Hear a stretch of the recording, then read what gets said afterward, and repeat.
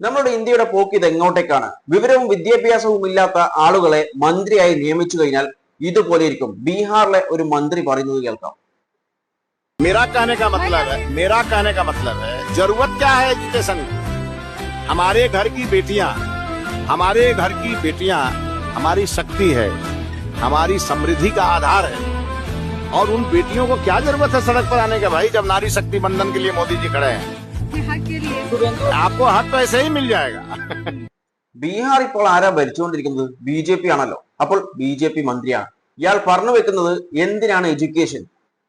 പെൺകുട്ടികൾ വീട്ടിൽ നിന്ന് പുറത്തേക്ക് പോകേണ്ട, അവർ വീട്ടിൽ നിന്നാൽ മതി, അതാണ് ഐശ്വര്യം എന്ന കാര്യങ്ങളൊക്കെയാണ് ഇയാൾ പറഞ്ഞു വെക്കുന്നത്.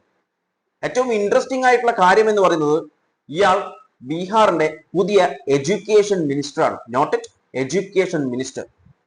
എങ്ങനെ ഇരിക്കുന്നു?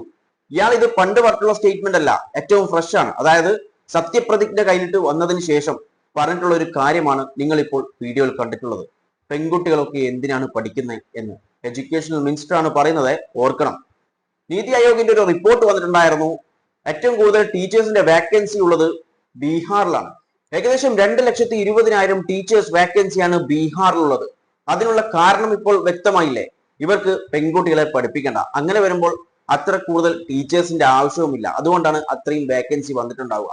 ഇനി നമുക്ക് വെസ്റ്റ് ബംഗാളിലേക്ക് പോയി കഴിഞ്ഞാൽ വെസ്റ്റ് ബംഗാളിൽ ഇപ്പോൾ എന്താണ് നടക്കുന്നത്? ഒരു വീഡിയോ വന്നിട്ടുണ്ട്.